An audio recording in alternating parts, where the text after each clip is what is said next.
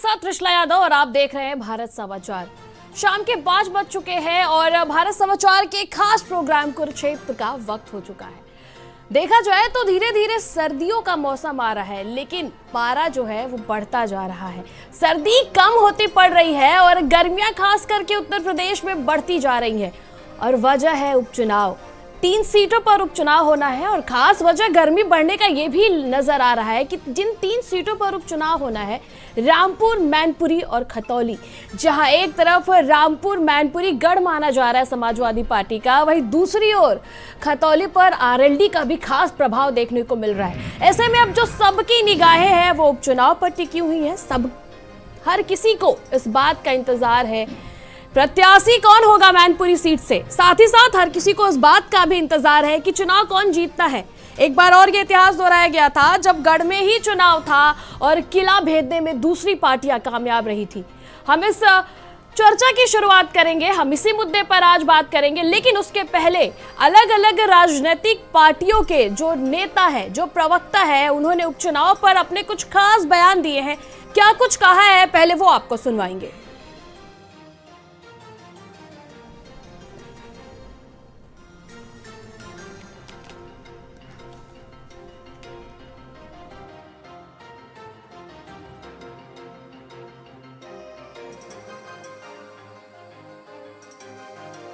उपचुनाव पर सबकी नजरें टिकी हुई हैं, हर किसी की नजरें इसी पर टिकी हुई है कि इस बार कौन अपना गढ़ बचाने में कामयाब रहेगा। रामपुर सीट जो कि समाजवादी पार्टी का मजबूत गढ़ माना जाता है, तो वहीं खतौली सीट पर राष्ट्रीय लोकदल का तगड़ा दबदबा है।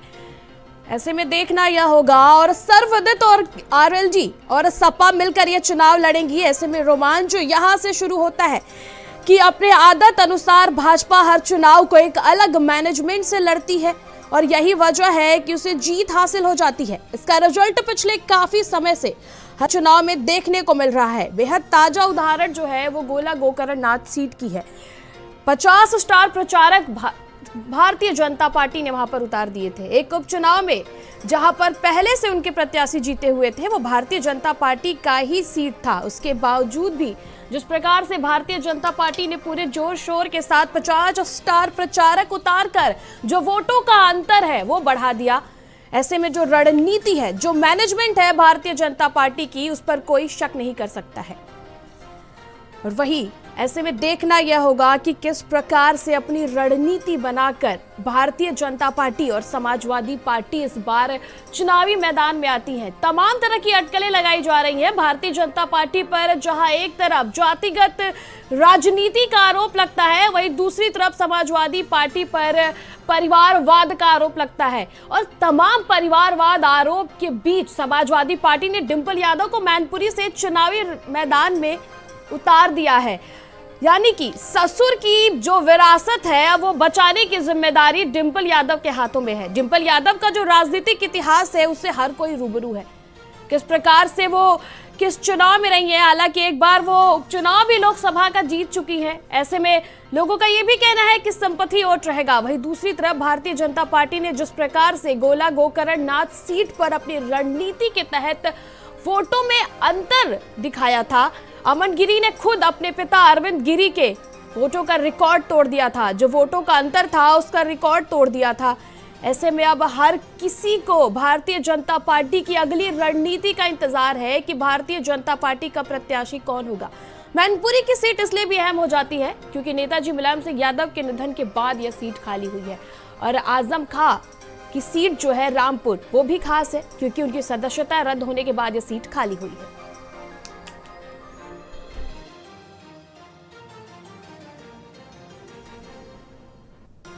भाई उपचुनाव को लेकर सबकी निगाहें जो है वो लगी हुई है और इसी मुद्दे पर आज की हमारी चर्चा है। हमारे साथ खास मेहमान हमारे साथ जुड़ चुके हैं। पहले मैं आप सभी से उनका परिचय करा दूं। समाजवादी पार्टी से फखरुल हसन हमारे साथ जुड़ चुके हैं, बीजेपी से आलोक वर्मा हमारे साथ जुड़ चुके हैं, वहीं बीएसपी से विद्या गौतम हमारे साथ जुड़ चुके हैं, वरिष्ठ पत्रकार रजा रिजवी भी हमारे साथ जुड़ चुके हैं। सर बहुत बहुत स्वागत है आपका। Thank you. कांग्रेस से विकास श्रीवास्तव हमारे साथ जुड़ चुके हैं।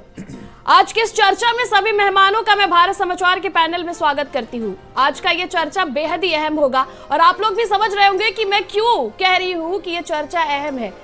पूरी तरह से समाजवादी पार्टी पर अपना साख बचाने की जिम्मेदारी है, और साख बचा पाएगी या नहीं बचा पाएगी ये तो आने वाला वक्त ही बता पाएगा। हमारे साथ बीजेपी से आलोक वर्मा जुड़े हैं। आलोक जी, भारतीय जनता पार्टी पर जातिगत राजनीति का आरोप लगता आया है। हमेशा से विपक्ष ये कहती आई है कि भारतीय जनता पार्टी जातिगत की राजनीति करती है। ऐसे में इस बार का जो उपचुनाव है वो गढ़ है समाजवादी पार्टी का। क्या कुछ रणनीति रहेगी भारतीय जनता पार्टी की? देखिए, जरा उल्टी बात कही है आपने। भारतीय जनता पार्टी का जो काम करने का तरीका है, हम जाति जमात पे भरोसा नहीं करते। सबको साथ लेकर के, सबके विकास की सोच लेकर के हम आगे बढ़ने वाले दल हैं। सबको आगे बढ़ाने का विचार हमारा रहता है। उत्तर प्रदेश किस तरीके से आगे बढ़े, उत्तर प्रदेश की किस तरीके से तरक्की हो, ये हमारी चिंता का विषय होता है। लेकिन इसमें भी कहीं कोई शक नहीं कि जीत के लिए हम मंथन करते हैं, चिंतन करते हैं और मेहनत करते हैं। हर सीट हमारे लिए इम्पॉर्टेंट है और उस सीट पर हमें जीत के लिए क्या कुछ करना चाहिए, क्या कुछ करना होगा, वो हम सब कुछ करते हैं। इससे पहले का जो भी चुनाव हुआ, उपचुनाव हुआ, चाहे आजमगढ़ का चुनाव हुआ, चाहे आजम के गढ़ का चुनाव हुआ, अभी हाल में चुनाव निपटा, दोनों सीटें जो हैं समाजवादी पार्टी का गढ़ थी, लेकिन हम उसे जीतने में कामयाब रहे। अभी हाल में गोला में चुनाव हुआ, उसे हमने फिर से जीता। चाहे पूरे, मैं उत्तर प्रदेश नहीं, पूरे हिंदुस्तान में देखिए, अभी उपचुनाव हुआ था, 7 विधानसभा सीटों पर चुनाव हुआ था, 6 राज्यों में चुनाव हुआ था, उनमें 4 सीटें हम जीते और जहां हम नहीं जीते वहां दूसरे नंबर पर रहे। आज भारतीय जनता पार्टी पूरब से लेकर पश्चिम तक, उत्तर से लेकर दक्षिण तक लगातार जीत हासिल करती रही है। इसलिए करती रही है क्योंकि माननीय मोदी जी के नेतृत्व में, माननीय योगी जी के नेतृत्व में हम लगातार काम कर रहे हैं, परिवर्तन ला रहे हैं। देश जिस तरीके के नेतृत्व की उम्मीद करता था, उस तरीके का नेतृत्व हम दे रहे हैं। बिल्कुल बिल्कुल। देखिए, हमारे साथ समाजवादी पार्टी के प्रवक्ता हमारे साथ जुड़े हुए हैं, फखरुल हसन जी। देखिए, गढ़ कहा जा रहा है तीनों जो सीट है वो आपका, लेकिन आपको याद होगा कि 2017 में जब मुख्यमंत्री योगी आदित्यनाथ चुनाव जीते थे और वो उत्तर प्रदेश के मुख्यमंत्री बने थे, तो 2 सीटों पर उपचुनाव हुआ था, फूलपुर और गोरखपुर, और इन दोनों सीटों को भारतीय जनता पार्टी अपना किला मानकर चुनाव लड़ी और जो नतीजा है वो हर किसी के सामने था। ऐसे में ये तीनों सीट भी गढ़ माना जा रहा है समाजवादी पार्टी के। ऐसे में कोई भी लापरवाही भारी पड़ सकता है अखिलेश यादव पर। देखिए मैडम, पहले तो सबसे पहले कि आपने जो बात कही कि भारतीय जनता पार्टी जाति की राजनीति करती है और हमारे भाजपा के मित्र ने कहा कि नहीं करती है, तो भाजपा के मित्र से मैं इतना कहना चाहता हूँ कि जब आप यादव सम्मेलन करते हैं तो क्या होता है, और जब आप आजकल कह रहे हैं कि मुस्लिमों में पसमानदा समाज, तो ये आप जाति तो ढूंढ रहे हैं। तो आप इस बात को नकार नहीं सकते कि आप जात की राजनीति करते हैं। हाँ, एक बात और है कि आप धर्म की भी राजनीति करते हैं। उस बात को आपने नहीं बोला कि आप धर्म की भी राजनीति करते हैं। जहाँ गढ़ की बात है कि समाजवादियों का गढ़ है, तो हम समाजवादियों का गढ़ है, क्योंकि जो समाजवादी विचारधारा के लोग हैं वो मैनपुरी में भी हैं, वो रामपुर में भी हैं और वो खतौली में भी हैं। और हम समाजवादियों को पूरा विश्वास और भरोसा है मैनपुरी की सम्मानित जनता पे और रामपुर की जनता पे, खतौली की जनता पे, कि हम जो चुनाव है उसको जीतने का काम करेंगे। भारतीय जनता पार्टी जब वो ये कहती है कि माननीय मोदी जी के नेतृत्व में, माननीय योगी जी के नेतृत्व में हम काम कर रहे हैं, तो यही उत्तर प्रदेश है जहां स्वास्थ्य मंत्री कहते हैं कि जो स्वास्थ्य सेवाएं हैं उनको देख के हम शर्मिंदा हैं। हमने देखा था कि देश की सबसे बड़ी अदालत ने कहा कि कोरोना में जो उत्तर प्रदेश की स्वास्थ्य व्यवस्था है वो राम भरोसे है, और आज हम जब देख रहे हैं पूरे उत्तर प्रदेश में डेंगू फैला हुआ है, हॉस्पिटल में जगह नहीं है, उत्तर प्रदेश में नाले नालियां पिछले 5 सालों से साफ नहीं हुई हैं, तो आज आप ना कोरोना में आप लोगों को इलाज दे पाए, ना डेंगू में इलाज दे पा रहे हैं। ये कैसा नेतृत्व है? हम समझते हैं ना रोजगार दे पाए हैं आप, ना महंगाई पे कंट्रोल कर पाए, ना स्वास्थ्य सेवाएं दे पाए। तो चाहे वो मोदी जी का मॉडल हो या योगी जी का मॉडल हो, दोनों फेल हैं। और हम इन्हीं मुद्दों को लेके जो जनता है उनके बीच में जाएंगे और भारतीय जनता पार्टी की जो नाकामी है, जो जनता से किए गए वादे थे जिनको पूरा नहीं किया है, हम उनको गिनवाने का काम करेंगे और सम्मानित जनता से अपील करेंगे कि भारतीय जनता पार्टी को हराने का काम करें। बिल्कुल। हमारे साथ बीएसपी से विद्या गौतम जी जुड़े। विद्या गौतम जी, उपचुनाव जो तीनों सीटों पर उपचुनाव होना, उसमें बीएसपी के क्या रोल रहा है? क्या अपने प्रत्याशी उतार सकती है बीएसपी? विद्या गौतम जी।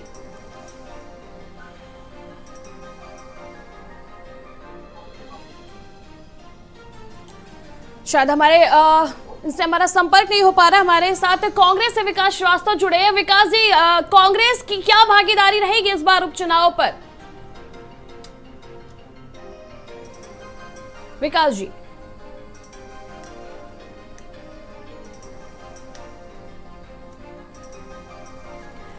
हमारे साथ कांग्रेस के प्रवक्ता विकास जी जुड़े हुए हैं। विकास जी, इस बार जो तीनों सीटों पर उपचुनाव होना है, हमेशा से जब 2022 का भी चुनाव हुआ तो प्रियंका गांधी बड़ी ही मजबूती के साथ आई थी उत्तर प्रदेश में, हालांकि इसका खास कुछ रिजल्ट देखने को नहीं मिला था। उपचुनाव पर किस प्रकार से कांग्रेस की भागीदारी रहेगी इस बार तीनों सीटों पर? देखिए, गोला के चुनाव पे तो कांग्रेस पार्टी ने अपना उम्मीदवार नहीं उतारा। 2024 से पहले अभी तक की जो रणनीति है, अभी हम अपने सांगठनिक ढांचे को मजबूत कर रहे हैं और वो समीक्षा कर रहे हैं कि राजनीति में काफी बड़ा बदलाव एक सामने आया है। आपने देखा आजमगढ़ के चुनाव में बहुजन समाज पार्टी ने जिस व्यक्ति को पार्टी से निष्कासित कर दिया था, उस व्यक्ति ने कांग्रेस से भी टिकट मांगा था। हमारे यहाँ से उसकी छवि अच्छी ना होने की वजह से टिकट नहीं दिया गया था। उस व्यक्ति को वहां चुनाव लड़ाया गया और निरहुआ जी चुनाव जीत कर आए। बहुजन समाज पार्टी जिस तरीके की राजनीति कर रही है पिछले 2017 से, लगातार वो बीजेपी को जिताने के लिए कवर फायर करती है। और आज जो राजनीति में मायावती जी का जो चरित्र है वो सामने आ रहा है। तो बी टीम के तौर पे भाजपा की जिस तरह वो काम कर रही है लगातार, और उसको लेकर भारतीय जनता पार्टी के लोग उत्साहित हैं और बता रहे हैं कि उत्तर से पूरा पश्चिम से दक्षिण तक लगातार चुनाव जीत रहे हैं। और इस चीज को देखना होगा और इस बीच को जनता के बीच में उजागर करना होगा। आज हम मैदान में नहीं है और इसके बावजूद समाजवादी पार्टी बीजेपी से नहीं लड़ पा रही है। इस बात को भी जो एमवाई फैक्टर, लेकिन विकास श्रीवास्तव जी, सबसे बड़ा सवाल ये भी उठ करके आता है कि कांग्रेस पार्टी बहुत बड़ी पार्टी है, आखिर वो चुनावी मैदान में क्यों नहीं है? इतने जो अहम तीनों सीट है उन पर मैं वही चीज स्पष्ट कर रहा हूँ कि आप उसमें इंटरप्ट ना करें तो जनता उस बात को समझ पाएगी। एमवाई फैक्टर लेकर समाजवादी पार्टी बहुत बड़ा दावा करती है कि वो अल्पसंख्यकों के लिए और पिछड़ों के लिए काम कर रही है, पर लगातार अति पिछड़े और पिछड़ों को कि आरक्षण की समीक्षा नहीं हो पा रही है, उनको उनका हक नहीं मिल पा रहा। जो बाबा साहब के संविधान में अति पिछड़ों अल्पसंख्यकों को जो न्याय मिलना चाहिए था वो नहीं मिल पा रहा है। इसके बावजूद पिछले 32-35 साल से उत्तर प्रदेश का दलित बैकवर्ड मुस्लिम लगातार कांग्रेस से दूरी बनाने का प्रयास कर रहा है और वो सपा और बसपा में अपना भविष्य तलाश रहा है। और दोनों ही पार्टियां भारतीय जनता पार्टी के एजेंडे पर, उन्हीं की पिच पर खेल रही हैं। इसलिए हम उपचुनाव में ये स्पष्ट कर देना चाहते हैं कि हम मैदान में नहीं है, पर आप देखिए कि मायावती जी का चरित्र क्या है। समाजवादी पार्टी किस तरीके से बीजेपी से स्ट्रेट फॉरवर्ड लड़ भी रही है कि बस केवल एक तरीके का चुनावी संघर्ष का एक ढोंग जो होता है, जिसको कहा जाए ढोंग शब्द अगर कहा जाता है तो इसमें आपत्तिजनक नहीं होना चाहिए। स्ट्रेट फॉरवर्ड लड़ने की हिम्मत नहीं है समाजवादी पार्टी की, और बहुजन समाज पार्टी लगातार कवर फायर दे रही है भाजपा।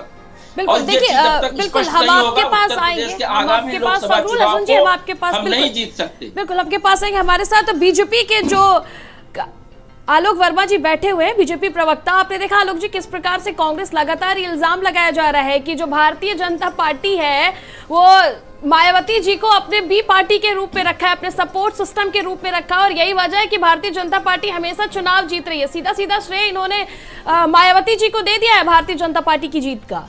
देखिए, 2017 से पहले एक लंबे अरसे तक समाजवादी पार्टी और बसपा उत्तर प्रदेश पे शासन करती रही जी। उत्तर प्रदेश के लोगों को बरगलाया जाता रहा। कोई माई की राजनीति करता था, मुस्लिम और यादव की, और कोई जो है मीम और भीम की सियासत करता था। उत्तर प्रदेश के लोगों ने उस समय का वक्त देखा था, किस तरीके से सड़कों पर गुंडा राज होता था, किस तरीके से जो बेरोजगार हैं वो सड़कों पर भटकते रहते थे, किस तरीके से करप्शन चलता था। समाजवादी पार्टी के शासन में आपने अच्छी तरीके से देखा रहा होगा, गायत्री प्रजापति नाम का एक चेहरा था, किस तरीके से बुंदेलखंड के इलाकों को वो खोद डालते थे और वो पैसा कहाँ जाता था। मैं बहुत सारी बातें उस पर कहना नहीं चाहता था, किस परिवार के पास जाता था, कहाँ तक वो जाता था।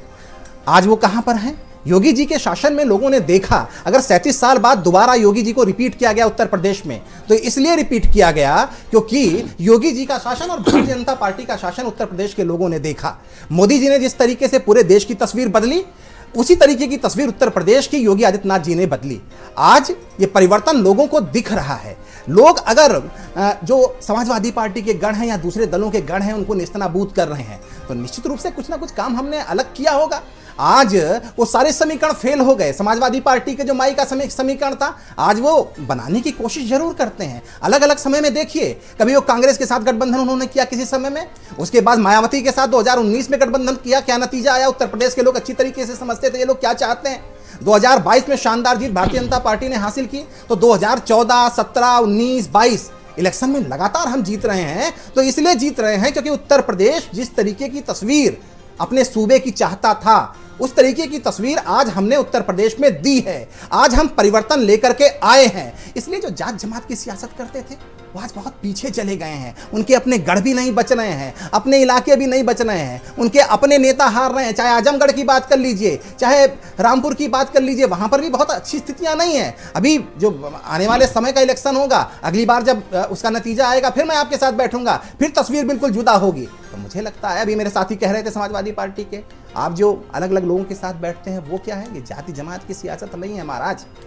लोगों से मिलना, लोगों को अपनी आइडियोलॉजी लेके जाना, उनसे बातचीत करना, ये भारतीय जनता पार्टी की परंपरा का हिस्सा है। सबका साथ, सबका प्रयास, सबका विकास, सबको साथ लेकर के चलने की। आपको क्या लगता है इन तीनों सीटों पर भारतीय जनता पार्टी की कौन सी रणनीति काम आने वाली है?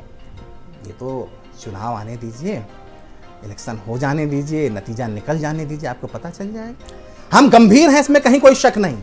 तीनों सीटों पर भारतीय जनता पार्टी मजबूती के साथ इलेक्शन लड़ेगी और जीतने के लिए चुनाव हम लड़ने जा रहे हैं, हारने के लिए लड़ने नहीं जा रहे हैं। आप बिल्कुल। थोड़ा वक्त आ जाने दीजिए, कौन सा प्रत्याशी खड़ा होगा। मुझे लगता है कल हमारे दिग्गज लीडर्स बैठेंगे और बहुत कुछ साफ हो जाएगा। बिल्कुल बिल्कुल। देखिए, भारतीय जनता पार्टी के प्रत्याशियों पर तो पूरे प्रदेश की नजर टिकी हुई है। हमारे साथ वरिष्ठ पत्रकार जी, आपने सारे सवाल ले लीजिए। कांग्रेस ने भी समाजवादी पार्टी पर सवाल उठाए, भाजपा ने भी समाजवादी पार्टी पर सवाल उठाए। मुझको सिर्फ 10 सेकंड का समय दीजिए, मैं इनके सवाल जवाब आप ही के पास वापस आ रही हूँ। हमारे साथ वरिष्ठ पत्रकार जुड़े हुए हैं। सर देखिए, लगातार जिस तरह से आपने सुना, प्रवक्ता जो है उनके अपने अपने पक्ष है। एक चीज मैंने नोटिस किया कि MKY समीकरण जो है वो समाजवादी पार्टी का हमेशा से कहा जाता है, मुस्लिम, कुर्मी, यादव।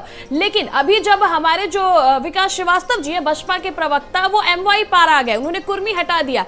तो आपको क्या लगता है, ये जो MKY समीकरण है ये अभी भी समाजवादी का, और ये कितना रंग लाएगा इन तीनों उपचुनाव पर? क्योंकि गोला गोकर्ण नाथ का आपने भी रिजल्ट देखा है कि जिस प्रकार से वोटों का अंतर बढ़ गया था। कुर्मी, एक चीज मैं साफ कर दूं 1 मिनट के लिए, माई समीकरण ही माना जाता है समाजवादी पार्टी के लिए। जब भी समाजवादी पार्टी सत्ता में आई है तो 2 लोगों के लिए काम किया, इसके अलावा किसी के लिए काम नहीं किया। कुर्मियों के लिए काम नहीं किया, राजभरों के लिए काम नहीं किया, दूसरी जाति जमात के लिए काम नहीं किया। हम आपके पास वापस आएंगे, हमारे साथ जुड़े रजवा जी, आप अपना सर आप बताएं क्या लगता है? देखिए, जो कुर्मी की बात है उस पर मैं कह दूं, फिर मैं अपनी बात कहूंगा। बेनी प्रसाद यादव जो है, बेनी प्रसाद जी समाजवादी पार्टी में बहुत एक्टिव लीडर रहे हैं, और जाहिर सी बात है वो कुर्मी समाज से रहे हैं और कुर्मी के वो बड़े लीडर कहे जाते थे। तो जाहिर सी बात है, कहीं ना कहीं ये बात जो आपकी बात आ रही है MKY, तो वो कहीं ना कहीं आपकी बात में ऋषारा जी सत्यता है। लेकिन हमारे जो आलोक जी कह रहे हैं कि MY फैक्टर, तो समाज में चलन में तो MY ही था कि मुस्लिम यादव चलन में तो यही ज़्यादा था। लेकिन उनके साथ जो है वो कुर्मी समाज के बड़े लीडर्स थे। बेनी प्रसाद एक बड़े लीडर थे, नो डाउट, उत्तर प्रदेश के, और उनको मानते थे लोग, और वो कुर्मियों को इकट्ठा भी करते थे। नहीं तो उनके नाम पर बरगलाने की कोशिश की जाती थी। समाजवादी पार्टी में क्या होता था, इस तरीके के 2-4 चेहरे, कहीं मोहन सिंह को खड़ा कर दिया जाता था, कहीं बेनी वर्मा को खड़ा कर दिया जाता था। कहीं बहुत इंटरेस्टिंग है जी, जो आपका मैनपुरी का चुनाव है, ये बहुत ही इंटरेस्टिंग चुनाव है। इसलिए इंटरेस्टिंग है कि एक बड़ा नेता इस देश का मुलायम सिंह यादव दुनिया से चले गए, उनकी सीट है। सन 1992 में समाजवादी पार्टी बनी, 1996 से मैनपुरी के अंदर जो है कब्जा है समाजवादी पार्टी का, 96 से लेकर टिल नाउ आज तक। तो अब मुलायम सिंह के जाने के बाद जाहिर सी बात है कि अब जो है वो समाजवादी के जो नेता हैं हमारे अखिलेश जी, वो उसके राष्ट्रीय अध्यक्ष हैं। अब इनकी बहुत बड़ी अग्नि परीक्षा है ये। एक अग्नि परीक्षा में फेल हो चुके ये। बाई इलेक्शन जो रामपुर हुआ, बाई इलेक्शन जो आजमगढ़ हुआ, उस अग्नि परीक्षा में ये फेल हो गए, क्योंकि ये इनकी सीट थी, अपनी पारंपरिक सीट थी। आजमगढ़ से भी Mulayam Singh Yadav member of parliament रह चुके थे। खुद अखिलेश यादव जो है मेंबर ऑफ पार्लियामेंट में इस्तीफा दिया था, लेकिन वो सीट हार गए नहीं। वो रामपुर इतनी मजबूत सीट मानी जाती थी कि बहुत बड़े लीडर हैं आजम खान, लेकिन पता चल गया कि आजम खान लीडर जरूर हैं, लेकिन मुसलमान उनको अपना नेता नहीं मानता था। मुलायम सिंह यादव को मुसलमान अपना नेता मानता था। अब बात आ रही, जो टिकट उन्होंने दिया है उनको, डिम्पल को, तो ये जरा से समाजवादी पार्टी ने बहुत सोच समझ के टिकट दिया है। अब उसमें बिखराव नहीं होगा। लेकिन आप देखिए कि इन्होंने टिकट देने से पहले भारतीय जनता उसने समाजवादी पार्टी ने जिला अध्यक्ष जो है शाक परिवार को बना दिया समाजवादी पार्टी का, क्योंकि वहां 3.5 लाख वोट यादव है, 1.5 लाख वोट शाक के है, 1 लाख लगभग मुसलमान है, 1.5 लाख ठाकुर है, 1.5 लाख हमारे ब्राह्मण समाज के लोग हैं। तो ये एक रणनीति है। आज मैं एक देख रहा था, एक फोटो निकली थी कि भारतीय जनता पार्टी के हमारे भूपेंद्र चौधरी जी बैठे हैं और बगल में जो है अर्पणा यादव जी बैठे हैं। अब उसकी एक चर्चा चल गई कि साहब अर्पणा यादव जो बहू मुलायम सिंह यादव की रही, उनको भारतीय जनता पार्टी टिकट देती है।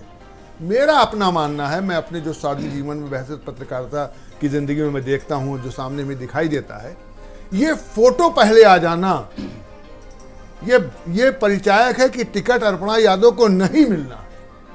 भारतीय जनता पार्टी ये सब हमें लगता है, ये मिल जाना मिले अलग चीज है। मैं बहस पत्रकार का आंकलन कर रहा हूँ, क्योंकि भारतीय जनता पार्टी पहले पब्लिसिटी नहीं करती, बिल्कुल पहले फोटो नहीं निकालती। रणनीति के साथ भारतीय जनता पार्टी हमेशा से मैदान में आती है। और अर्पणा यादव को अगर टिकट देगी, देखिए भारतीय जनता पार्टी बहुत समझदार है, वहां किसी शाक्य को लड़ाएगी। वो मुझे जो लगता है किसी शाक्य परिवार को वहां से लड़ाएगी, बिल्कुल। क्योंकि उससे देखा जाए रजा जी, पूरा अगर पहले की भी समीकरण रणनीति भारतीय जनता पार्टी की देखा जाए तो अपनी एक टिकट भी जाया नहीं होने देती है भारतीय जनता पार्टी।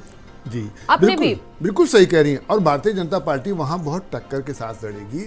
मुलायम सिंह की बड़ी इज्जत करते थे भारतीय जनता पार्टी के नेता, भारतीय जनता पार्टी के कार्यकर्ता, कि भाई बड़े लीडर थे। और भाई जो बड़ा लीडर है सबकी इज्जत है, मोदी जी की इज्जत है, अखिलेश की इज्जत है, हमारे महाराज जी की इज्जत है, सबकी इज्जत है, जो बड़े लीडर हैं जिन्होंने देश में काम किया है। लेकिन अब उसके बाद हमें लगता है कि वहां बहुत सख्त लड़ाई हुई। किले को भेदने की तो पूरी कोशिश भारतीय जनता पार्टी करेगी। वहां समाजवादी पार्टी अगर आंख मूंद के बैठ जाएगी कि हमारी सीट तो है ही है और मिल जाएगी, और क्या कहते हैं, बिल्कुल 2017 में जो गलती भारतीय जनता पार्टी ने की है, बिल्कुल रजा जी, 2017 में जो गलती भारतीय जनता पार्टी ने की है, अगर वो गलती इस बार अखिलेश यादव ने कर दिया तो शायद वो अपनी साख बचाने में, अपने गढ़ को बचाने में कहीं ना कहीं फेल नजर आएंगे। हमारे साथ प्रवक्ता समाजवादी पार्टी के भी जुड़े हुए। देखिए, तमाम तरह की अटकलें लगाई जा रही है। ये भी कहा जा रहा है कि हालांकि अटकलें ही है सिर्फ कि अपर्णा यादव को भारतीय जनता पार्टी मैदान में उतार सकती है। ऐसे में देवरानी जेठानी का टक्कर देखा जा रहा है। आपको क्या लगता है, अगर अपर्णा यादव चुनावी मैदान में आती हैं तो किस प्रकार का जो लड़ाई है वो देखने को मिल सकता है, क्योंकि एक ही परिवार की दोनों बहुएं हैं। देखिए, कौन भारतीय जनता पार्टी से चुनाव लड़ेगा? अगर इनके पास प्रत्याशी होते, लड़ाने वाले लोग होते, तो भारतीय जनता पार्टी अब तक प्रत्याशी घोषित कर दिया होता। भारतीय जनता पार्टी को मैनपुरी से लड़ाने के लिए, शहीद करने के लिए कोई नेता नहीं मिल रहा है, इसलिए वो परेशान है, ढूंढ रहे हैं कि किसको मैनपुरी में लड़ा दिया जाए, किसको कि शहीद कर दिया जाए। तो जिसको शहीद होना होगा वो आएगा, वो लड़ेगा, वो कोई भी हो। हम समाजवादी इसकी परवाह नहीं करते हैं। जहाँ तक भारतीय जनता पार्टी के मित्र अभी बोल रहे थे, उन्होंने गड्ढे से लेकर भ्रष्टाचार और रोजगार की बात की। तो मित्र, गड्ढे भरने का वादा तो 2017 में 100 दिन में किया था आपने। वो क्या भ्रष्टाचार था? कितना पैसा खर्च हुआ? कहां गए गड्ढे? आज भी गड्ढे हैं। लखनऊ की राजधानी, हम उत्तर प्रदेश की राजधानी लखनऊ में बैठे हैं, यहां से बाहर निकलिए आपको गड्ढे गड्ढे नजर आएंगे। और भ्रष्टाचार की आप बात करते हो। अभी तो आयुष घोटाले में जो भर्ती थी उसमें आपके मुख्यमंत्री ने वो भी आपके समय का नहीं बोला था। झूठ मत बोलिए, झूठ बोलने के लिए यहाँ जगह नहीं है चैनल पे। सुनिए, आयुष घोटाले में आपने अभी कहा है कि जांच का आदेश कर दिया, सीबीआई जांच करेगी। शिक्षक भर्ती हुई थी, शिक्षक भर्ती में किस तरीके घोटाला हुआ, क्या कहा? माननीय हाईकोर्ट का ये टिप्पणी है कि कॉपी तक बदल दी गई भारतीय जनता पार्टी के शासन में। और जो पिछड़ों का आरक्षण था, आपने पिछड़ों का आरक्षण देने का काम नहीं किया। भ्रष्टाचार की आप बात करते हो। उत्तर प्रदेश में शिक्षक इसी धरना स्थल पर बैठे हुए हैं, धरना दे रहे हैं, और मुख्यमंत्री आवास पे जब जाते हैं तो उन शिक्षकों को लाठी मिलती है। जब वो कैंडल मार्च निकालते हैं तो उनको लाठी मिलती है। और आप भ्रष्टाचार की बात करो, आपने 2 एक्सप्रेसवे बनाए, गड्ढे हो गए हैं, पूरी कार और ट्रक अंदर चली जा रही है। कब कराओगे सीबीआई जांच? कब होगी इन भ्रष्टाचारियों की जगह जेल में? या सिर्फ एक्सप्रेसवे और रिवर फ्रंट की जांच करोगे, जिसमें आज तक कुछ नहीं ढूंढ पाए हो? तो मित्र, ये भ्रष्टाचार की बात भारतीय जनता पार्टी के मुंह से अच्छी नहीं लगती है। और रोजगार की बात तो आप करो ही मत, क्योंकि उत्तर प्रदेश में जो नौजवान है वो टहल रहा है, घूम रहा है। आप इस स्टूडियो पे बाहर निकलिएगा तो सच आपको सामने मिल जाएगा। जो नौजवान मिल जाए, पहले जो आपको दिख जाए, उससे ही पूछ लीजिएगा कि क्या उत्तर प्रदेश की स्थिति है, क्या आपने रोजगार दिया है, क्या शिक्षा दी है, क्या स्वास्थ्य सेवाएं हैं। उत्तर प्रदेश में आपकी सरकार दोबारा जरूर बन गई है, लेकिन वो किन कारणों से बनी है ये आप भी जानते हो। कहीं आप नहीं टिकते हो विकास के मुद्दे पे। आप अगर कहते हो कि हम समाजवादियों ने जातवाद की राजनीति की, तो आपके इसी स्टूडियो के नीचे से मेट्रो निकलती है, वो किसी जात के लिए नहीं बनी थी। एक्सप्रेसवे बनाया था, हॉस्पिटल बनाए थे और स्टेडियम बनाए थे जो आपने अपने नेता के नाम रख लिया। तो आपको तो अपने नेता के नाम से रखने के लिए कोई जगह भी नहीं मिली जो आपने बनाई हो, वहां उसका नाम रख लेते। आपको तो मूर्ति लगाने के लिए भी कोई जगह नहीं मिली थी, आपने लोक भवन में लगाई। मित्र, तो आपने किया क्या है? आप 5 साल वो निकल गए, साढ़े 5 साल की आपकी सरकार हो गई है। आपको अभी भी भारतीय जनता पार्टी के महान पुरुष के लिए लगाने के लिए जगह नहीं मिलती है। नाम मिलते तो समाजवादियों को मिलते हैं, इसलिए समाजवादियों पे आरोप निराधार है कि हम जातवाद की राजनीति करते हैं। बिल्कुल देखिए, ये तो तमाम तरह की राजनीति की बात है फखरुल जी, लेकिन इस वक्त जो सरगर्मियां बढ़ा रहे हैं वो उपचुनाव है। गोला गोकर्णनाथ का चुनाव पूरा हुआ है, उसको देखते हुए हर किसी का यही दावा है कि भारतीय जनता पार्टी पूरे मैनेजमेंट के साथ मैदान में आ रही है। और आपने खुद अभी कहा कि अभी तक प्रत्याशी नहीं उतारा भारतीय जनता पार्टी ने।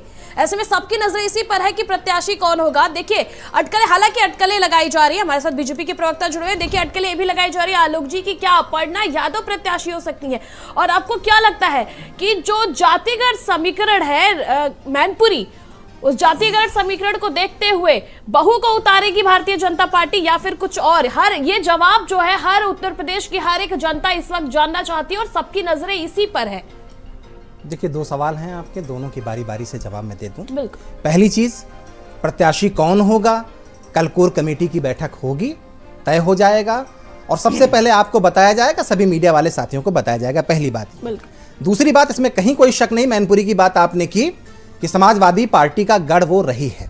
1996 से 2022 तक लगातार वहाँ मैनपुरी लोकसभा में समाजवादी पार्टी का आधिपत्य रहा है। लेकिन इस पे देखने वाली बात यह है कि 1996 में हम केवल 52,000 वोटों से पीछे थे और अभी 2019 में जब समाजवादी पार्टी और बसपा का गठबंधन था तब हमारे प्रेम सिंह साक्य जी केवल 92,000 वोटों से पीछे थे।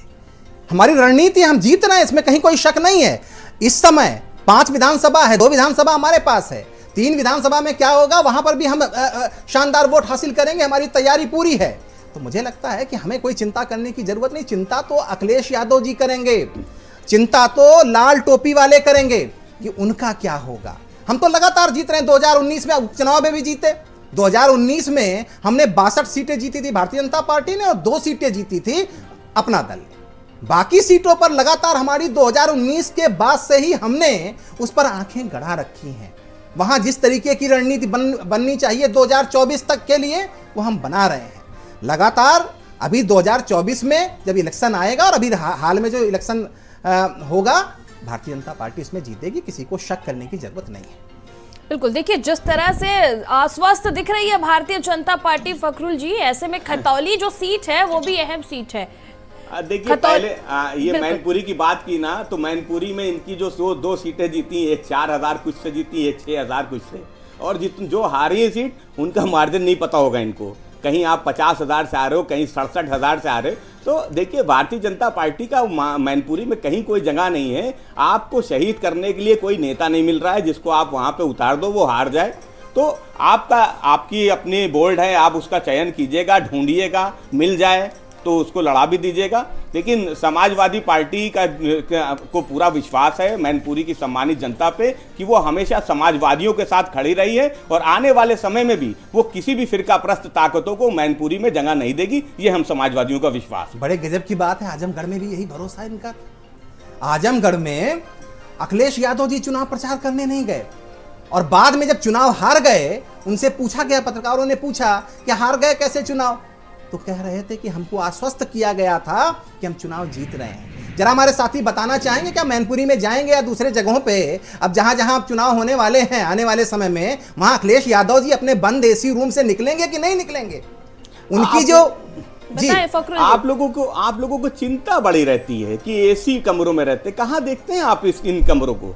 जब उत्तर प्रदेश में एक बहन का बलात्कार होता है थाने में, जब वो जाती है मुकदमा लिखाने थाने में और कि बलात्कार हुआ है और उस बहन के साथ थाने में भी बलात्कार होता है, तो उस बहन की जो न्याय की लड़ाई है उसके लड़ने के लिए आदरणीय अखिलेश यादव जी एसी कमरे में नहीं बैठे थे, वो भारतीय जनता पार्टी की सरकार से लड़ रहे थे। तो आप लोगों की ये जो आप एक मानसिकता आपकी बन गई है, आप लोगों को कहीं नजर नहीं आते हैं, तो अपनी आंखों को खोलिए। और जहां तक आपने कहा कि रामपुर में कैसे हार गए, रामपुर में अगर आपको याद हो तो हम जो जवाब था, आपने कहा कि हमें आश्वस्त किया गया था, ये जवाब नहीं था। जवाब ये था कि मैं जो रामपुर में इलेक्शन कमीशन की क्या भूमिका थी, पुलिस की क्या भूमिका थी, किस तरीके के वोटर्स को निकलने नहीं दिया गया था। और सुन लीजिए, आप आजमगढ़ की बात करते हैं, आजमगढ़ में आप कैसे जीते हो। अभी हमारे कांग्रेस के मित्र बोल रहे थे, वो बसपा की भूमिका की बात कर रहे थे, तो आजमगढ़ में जो बसपा की भूमिका थी वो जग जाहिर है।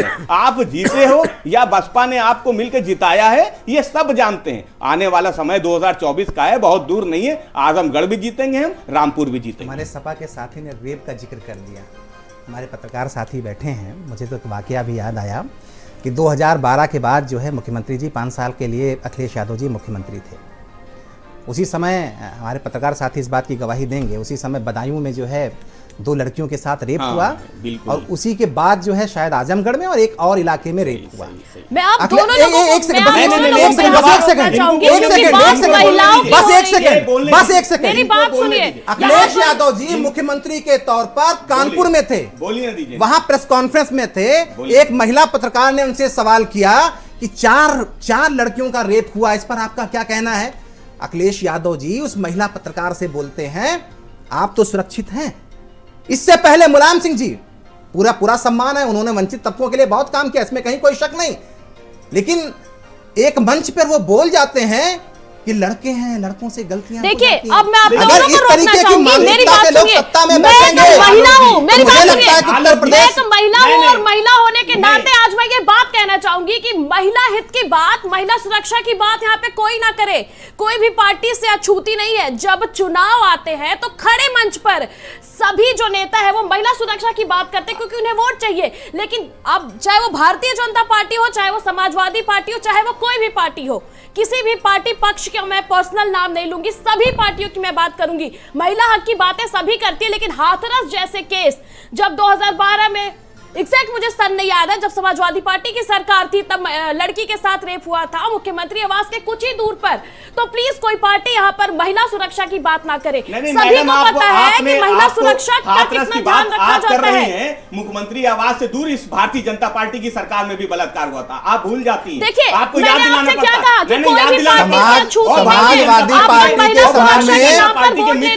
है। आप अगर हमारे नेता को कहोगे तो मैं आपसे कहूंगा गूगल कर लो, जासूसी लिखना, सारा सच आपका सामने आ जाएगा। हमारे तो गूगल करने की जरूरत नहीं है, गूगल करने की जरूरत नहीं है। मैं ये नहीं कह रहा कि कोई वाकया नहीं हो सकता, कोई वाकया नहीं हो सकता, मैं ये नहीं कह रहा, लेकिन मैं ये जरूर कहूंगा कि एक जिम्मेदार पद पर बैठा हुआ व्यक्ति, एक मुख्यमंत्री अगर इस तरीके की बात करेगा तो वो उचित नहीं है।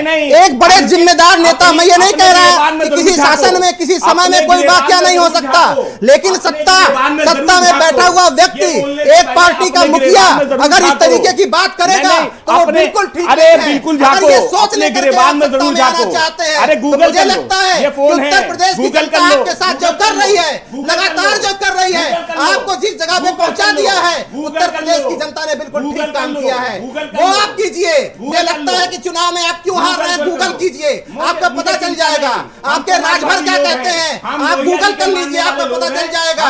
आपके चाचा शिवपाल यादव क्या कहते हैं आपके बारे में, गूगल कर लीजिए, आपको पता चल जाएगा। मायावती जी ने क्या कहा आपके बारे में, आप गूगल कर लीजिए, आप कीजिए। मसाज करने वाली पार्टी वो हमें बताएगी, अरे हम नहीं बताएंगे। अरे आप तो खत्म होने जा रहे हैं, आप हमारे चरित्र आप तो गर्त में जाने जा रहे हैं। मुझे लगता है कि उत्तर प्रदेश के लोगों ने वोट के जरिए बता दिया कि आप कहां के काबिल हैं, जहां काबिल हैं, जहां के वहीं आप मसाज वाली पार्टी हो, करने की जरूरत नहीं है। आप मसाज वाली पार्टी हो, इसलिए आप मत बोलो इस पे।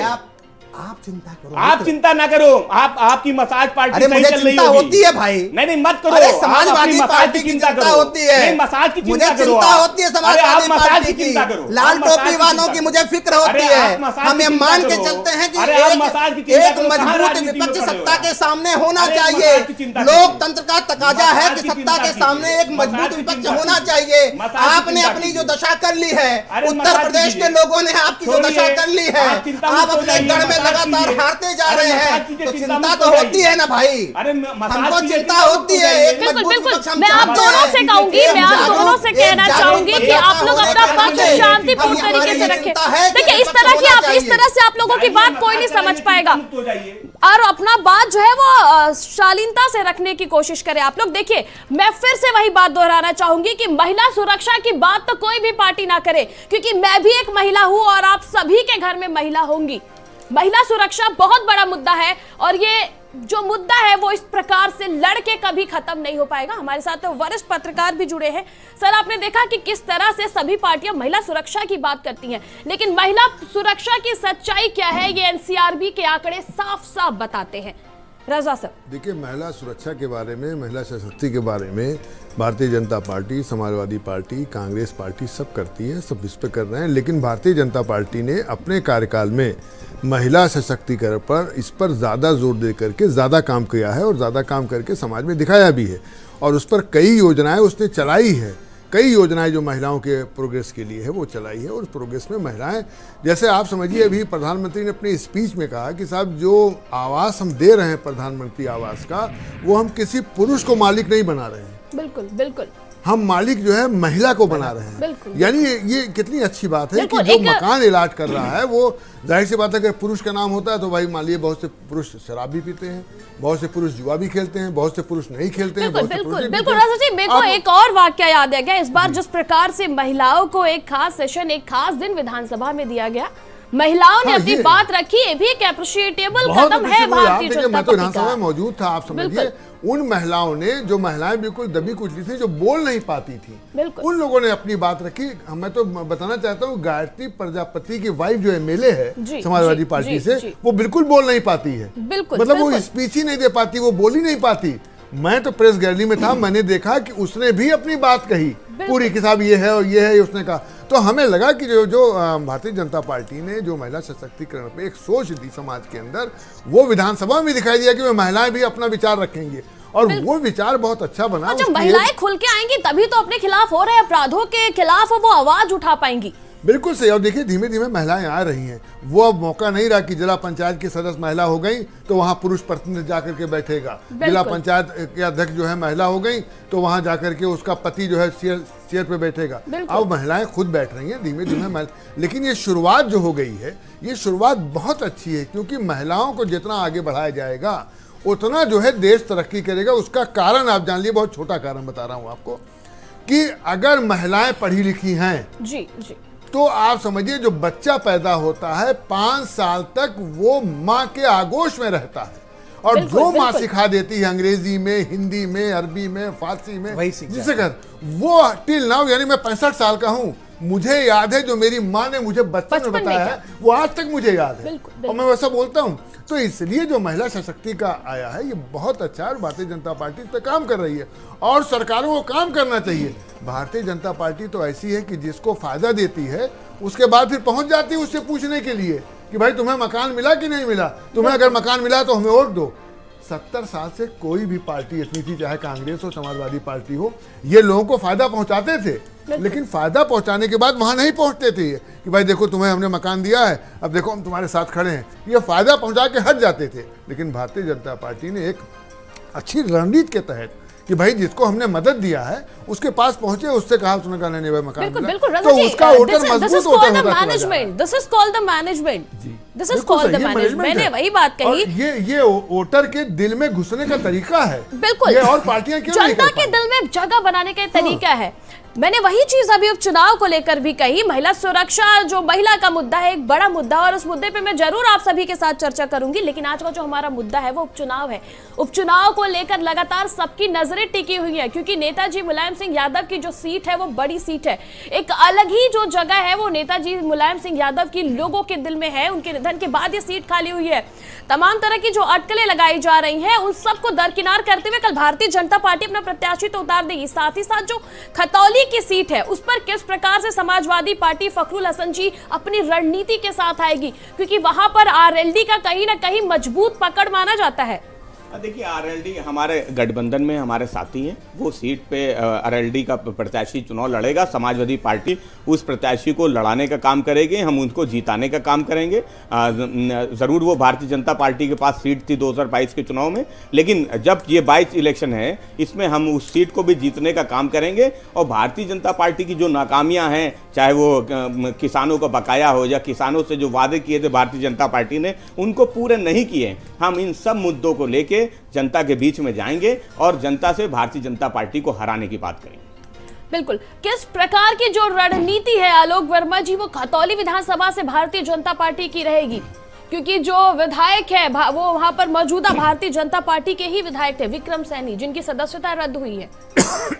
देखिए, जो भी जहाँ भी इलेक्शन होता है, जहाँ पर भी हम जीतते हैं हम उसका भी विश्लेषण करते हैं, और जहाँ हम किसी वजह से जीत नहीं पाते हैं उसका भी विश्लेषण करते हैं, उसके हिसाब से तैयारी करते हैं। कोई भी कहीं कोई भी इलेक्शन हो, चाहे 2022 में जहाँ जहाँ हम नहीं जीत पाए उसका भी विश्लेषण हम कर रहे हैं। 2019 में जहाँ हम नहीं जीत पाए उन सीटों पर भी हम अपनी खास रणनीति बना रहे हैं। तो मुझे लगता है कि थोड़ा सा वेट करिए, थोड़ा सा इंतजार कीजिए, आपको सब कुछ आपके सामने आ जाएगा। हम जहाँ जहाँ उपचुनाव होंगे या हो रहे हैं हम उन सारी सीटों को जीतने जा रहे हैं। ये हमारा पीछे का इतिहास अगर आप देख लें तो आपको पता चल जाएगा। और यही नहीं, ये उत्तर प्रदेश में नहीं, पूरे भारत में हमारी यही रणनीति का हिस्सा है। अगर हम लगातार जीते, जहाँ पर भी चुनाव हो रहा है या तो हम वहाँ जीत रहे हैं, जैसे अभी 7 जगह पे 7 विधानसभा में चुनाव हुआ, 7 अलग अलग प्रदेशों में चुनाव हुआ, 6 प्रदेशों में चुनाव हुआ, उनमें 4 सीटें हम जीते। और जो सीटें हम नहीं जीते वहाँ हम दूसरे पायदान पर थे, दूसरे नंबर पर थे। ये इसलिए थे कि आज पूरा हिंदुस्तान भारतीय जनता पार्टी को एक्सेप्ट कर रहा है, भारतीय जनता पार्टी की नीतियों को एक्सेप्ट कर रहा है। भारतीय जनता पार्टी जिस तरीके से देश के भलाई के लिए, देश की बढ़ोतरी के लिए, देश के विकास के लिए चिंतन मनन और काम कर रही है, उसकी वजह से पूरा हिंदुस्तान आज भारतीय जनता पार्टी के साथ खड़ा है। जो लोग सियासी समीकरण बना करके इलेक्शन लड़ते थे, चुनाव लड़ते थे, कोई मुसलमान यादवों को इकट्ठा करता था, कोई मीम और भीम को इकट्ठा करता था, कोई किसी प्रदेश में कुछ दूसरी जातियों को इकट्ठा करके चुनाव लड़ता था, भारतीय जनता पार्टी ने उस सारे समीकरण को बिखरा दिया है। आज पूरे हिंदुस्तान की यही कहानी है, उत्तर प्रदेश की भी यही कहानी है। उत्तर प्रदेश की जनता समझ गई है कि किसके साथ रहने से, किसके आगे बढ़ने से, किसके सत्ता में रहने से उसकी भलाई है। मुझे लगता है 21वीं सदी की जो जनता है बहुत जागरूक है, उन्हें पता है उन्हें क्या करना है। आप बरगलाते रहिए, आप बरगलाते रहिए, सालों से आप कहिए मेरा गढ़ है, उत्तर प्रदेश की जनता उसे भेज देती है। अब बचता क्या है लोगों के पास? अखिलेश यादव जी का एक थोड़ा सा पीछे का इतिहास उठा के देख लीजिए। 2014 के बाद जब लगातार हारना शुरू हुए, 2017 में उन्होंने कांग्रेस के साथ गठबंधन किया, उतनी सीटें नहीं आई। क्या कहा? हमारा वोट उनको नहीं ट्रांसफर हुआ, उनका वोट हमको ट्रांसफर। ये नहीं कहा कि हमारा उनको नहीं, उनका वोट हमको ट्रांसफर नहीं हुआ। मायावती जी के साथ गठबंधन हुआ, कुछ ही दिन बाद गठबंधन टूट गया। 2022 में उन्होंने कहा बड़े लोगों के साथ जाने से काम नहीं चलता, तोड़फोड़ मचाई उन्होंने, कुछ छोटे दलों को साथ लिया, चाचा को कहा आप इधर आइए, राजभर जी को कहा आप इधर आइए, साथ मिलकर के चुनाव लड़े। और जैसे ही हालात ठीक नहीं रहे तो सब उनकी कलई खुल गई। आज शिवपाल यादव जी कहाँ हैं, किस तरीके से उनका सम्मान करते हैं, आप अच्छी तरीके से देख रहे हैं। तो जनता से देखिए, जनता से अछूता नहीं। हमारे साथ कांग्रेस के प्रवक्ता भी जुड़े हुए हैं, विकास श्रीवास्तव जी। देखिए, जैसा भी भारतीय जनता पार्टी की प्रवक्ता ने ये बात कही है कि जो 2017 में गठबंधन हुआ था उसमें आप लोगों ने आरोप लगाए थे कि समाजवादी पार्टी का वोट उधर चला गया और कांग्रेस का इधर चला गया। क्या कहेंगे आप? ऐसे में उपचुनाव है और सबकी नजरें कांग्रेस पर भी टिकी हुई है कि कांग्रेस प्रत्याशी आखिर क्यों नहीं उतार रही है? देखिए, डिबेट विषयांतर भी हुई, महिला मोर्चे पे भी आई और कांग्रेस को अपनी बात रखने का अवसर नहीं मिला। इसलिए मैं चाहूंगा कि बाकी पैनलिस्ट धैर्य रखे, मुझे अपनी बात पूरी करने दें। बिल्कुल, अपना पक्ष रखे। मैं 2 बार एक छोटा सा महिला हिंसा पे बोलते हुए आगे बढ़ूंगा जी। देखिए, चुनावी राजनीति में शामिल होने वाली सभी राजनीतिक दलों के पास एक मैनेजमेंट की पावर होती है, और ये अच्छा मैनेजमेंट है कि हमारे साथ निष्पक्ष पत्रकार भी है और मीडिया के सारे लोगों ने कवरेज किया है। हाथरस का विभत्सता, हाथरस की बेटी की साथ विभत्सता, लखीमपुर में जिस तरह से हरण हुआ और थाने के अंदर दरोगाओं द्वारा बेटी का बलात्कार हुआ, बेटियों को मार के फांसी का रंग दिया गया, और एनसीआरबी के आंकड़े बताते हैं कि सब कुछ बहुत ही अच्छा है और नंबर 1 पर है। भारतवर्ष में आजादी के बाद महिला हिंसा में सबसे ज्यादा अगर कोई प्रदेश सरकार आरोपित है तो वो उत्तर प्रदेश की योगी सरकार दूसरा कार्यकाल पा गई है, क्योंकि जाति धर्म नफरत के नाम पर इस उत्तर प्रदेश की राजनीति खास तौर से बढ़ चुकी है। अब मैं बात करना चाहता हूं उपचुनाव में भाजपा के साथियों को उत्साहित होना चाहिए, क्योंकि वो वास्तव में जीत रहे हैं और ये जीत उनको है, उनको सर्टिफिकेट डीएम दे रहा है। पर आपको याद होना चाहिए 2007 का चुनाव मान पंडित अटल बिहारी वाजपेयी जी ने एन विधानसभा चुनाव के बीच में कहा कि अब हम संन्यास लेने जा रहे हैं, यानी भारतीय जनता पार्टी के पास ब्राह्मण राजनीति का कोई चेहरा नहीं रहेगा, और 80 से ज्यादा टिकट बहुजन समाज पार्टी ने दिया। जब भारतीय जनता पार्टी उत्तर प्रदेश में ताकत पाई है तो बहुजन समाज पार्टी की वजह से पाई, बहुजन समाज पार्टी के साथ रह के उसने सरकार बनाया। 2007 में ब्राह्मण वोट जो भाजपा की तरफ जा रहा था, वो वोट पूरी तरीके से बहुजन समाज पार्टी को मिला और बहुजन समाज पार्टी की सरकार बनी। पर ब्राह्मणों के साथ दोहरा चरित्र रखने वाली भारतीय जनता पार्टी में बसपा में की जो सरकार थी, जो भाजपा के आशीर्वाद से बनी थी, उसमें ब्राह्मण उत्पीड़न हुआ और ब्राह्मणों ने फिर कांग्रेस और समाजवादी पार्टी को फिर से रुख किया। उत्तर प्रदेश की राजनीति में और देश की राजनीति में सवर्णों के साथ, दलितों के साथ, अल्पसंख्यकों के साथ द्वयम दर्जे का व्यवहार करने वाली भाजपा और बसपा कहीं ना कहीं राजनीति में मैच फिक्स करके खेलती। और 2017 का हो, 2019 का लोकसभा चुनाव हो, जो गठबंधन हुआ सपा और बसपा का, उसमें बहन मायावती जी ने लगातार मुलायम सिंह यादव जी के परिवार के साथ, मुलायम सिंह जी की पार्टी के साथ जिस तरीके से नेट टू नेट दुर्व्यवहार किया, और जितना आपराधिक मुकदमा 150-200 मुकदमे मायावती पर, उससे भी ज्यादा मुलायम सिंह जी पर थे। पर इन लोगों ने मैच फिक्स किया, क्योंकि इसके पीछे केवल भारतीय जनता पार्टी का नेतृत्व ही नहीं है, ईडी और सीबीआई है।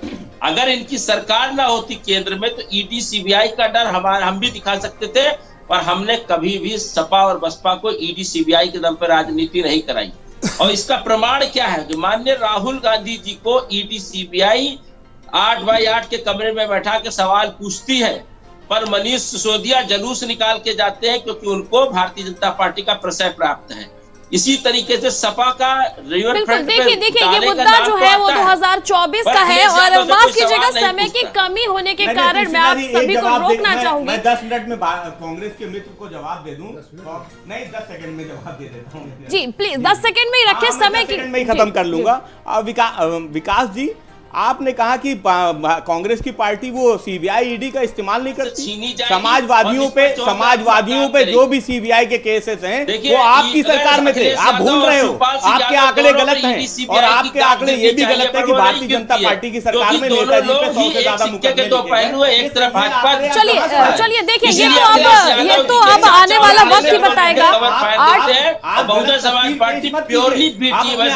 बिल्कुल, मैं आप लोग को रोकना चाहूंगी, समय की कमी है। देखिए ये 8 तारीख को पता चलेगा, ये 8 तारीख को ही पता चलेगा कि नतीजा क्या है, जनता ने किस मसले पर जवाब दिया है।